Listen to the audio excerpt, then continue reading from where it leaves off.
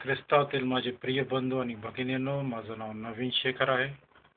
आज मी तुमच्याबरोबर भारत या देशातून बोलत आहे.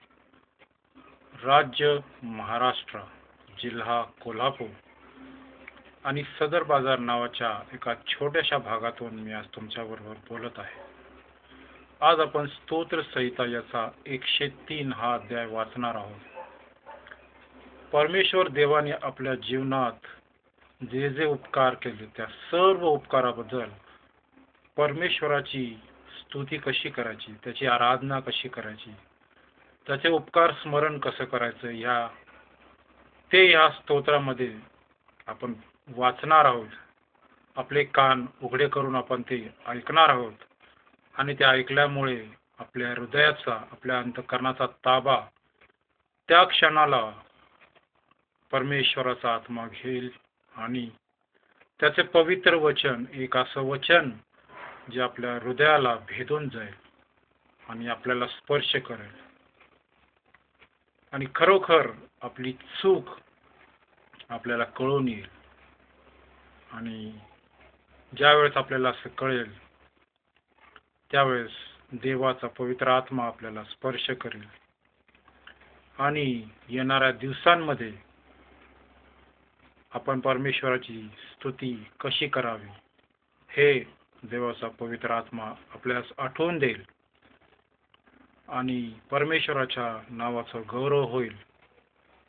चला तर आपण पाहूया की आपण परमेश्वराचे उपकार स्मरण कसे करावे. स्तोत्र संहिता याचा 103 हा अध्याय आज आपण वाचणार आहोत. याचं मुख्य शीर्षक आहे देवाच्या उपकाराबद्दल धन्यवाद. हे माझ्या जीवा परमेश्वराचा धन्यवाद कर. हे माझ्या सर्व अंतर्यामा त्याच्या पवित्र नावाचा धन्यवाद कर. हे माझ्या जीवा परमेश्वराचा धन्यवाद कर. त्याचे सर्व उपकार विसरू नको. तो तुझ्या सर्व दुष्कर्माची क्षमा करीतो. तो तुझे सर्व रोग बरे करीतो. तो तुझा जीव विनाश गर्तेतून उद्धारितो. तो तुला दया व करुणा यांचा मुकुट घालितो. तो तुझे आयुष्य उत्तम पदार्थांनी तृप्त करीतो, म्हणून तुझे तारुण्य गरुडासारखे नवे होते. जाचलेल्या सर्वाकरिता परमेश्वर नीतीची व न्यायाची कृत्ये करीतो. त्याने आपले मार्ग मोशेला आणि आपली कृत्य इस्रायलाच्या वंशजांना विदित केली. परमेश्वर दयाळू व कृपाळू आहे. तो मंदक्रोध व दयामय आहे. तो सर्वदा दोष देत राहणार नाही. तो आपला क्रोध सर्व काळ राहू देणार नाही. आमच्या पातकाच्या मनाने त्याने आम्हाला शासन केले नाही. त्याने आमच्या दुष्कृत्यांच्या मानाने आम्हाला प्रतिफळ दिले नाही. कारण जसे पृथ्वीवर आकाश उंच आहे तशी त्याची दया त्याचे भय धरणाऱ्यावर विपुल आहे. पश्चिमेपासून पूर्व जितकी दूर आहे तितके त्याने आमचे अपराध आमच्यापासून दूर केले आहेत. जसा बाप आपल्या मुलावर ममता करीतो तसा परमेश्वर आपले भय धरणाऱ्यावर ममता करीतो. कारण तो आमची प्रकृती जाणतो. आम्ही केवळ माती आहोत हे त्याला माहीत आहे. मानवाप्रमाणे मानव प्राण्याचे आयुष्य गवतासारखे आहे. वनातील फुलाप्रमाणे तो फुलतो. वारा त्यावरून गेला म्हणजे ते नाहीसे होते आणि त्याचा त्या ठिकाणशी पुन्हा संबंध येत नाही. परंतु परमेश्वराची दया त्याच्या भय धरणाऱ्यावर युगानयुग असते आणि त्याच्या न्यायीपणाचा अनुभव त्यांच्या पुत्रपौत्रांना घडतो.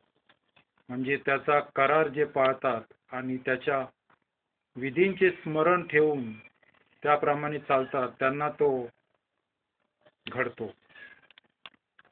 परमेश्वराने आपले राजासन स्वर्गात स्थापित केले आहे. त्याचे राज्य सर्वांवर आहे. अहो परमेश्वराच्या दूतांनो, जे तुम्ही बलसंपन्न आहात आणि त्याचा शब्द ऐकून त्याप्रमाणे चालतात ते तुम्ही त्याचा धन्यवाद करा. अहो परमेश्वराच्या सर्व सैनिकांनो, जी तुम्ही त्याची सेवा करून त्याचा मनोदय सिद्धीस नेता, ती तुम्ही त्याचा धन्यवाद करा. परमेश्वराच्या साम्राज्यातील सर्व ठिकाणचे त्याचे अखिल सृष्टी पदार्थ हो, त्याचा धन्यवाद करा. हे माझ्या जीवा परमेश्वराचा धन्यवाद कर. परमेश्वर या वाचलेल्या वचनांवर आशीर्वाद पटो. याच्यानंतरचं जे स्तोत्र आहे, स्तोत्र 104, हे फार सुंदर स्तोत्र आहे. या स्तोत्राचं शीर्षक आहे, देव आपल्या निर्मितीची काळजी कशी घेतो. हे स्तोत्र आपण पुढच्या भागात पाहणार आहोत.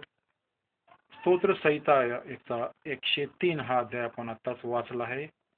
आपल्याला परमेश्वराचे उपकार स्मरण करण्यास आपण धजलं नाही पाहिजे, आळस केला नाही पाहिजे, कंटाळा नाही केला पाहिजे.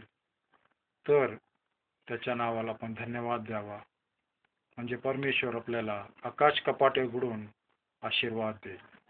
आमेन.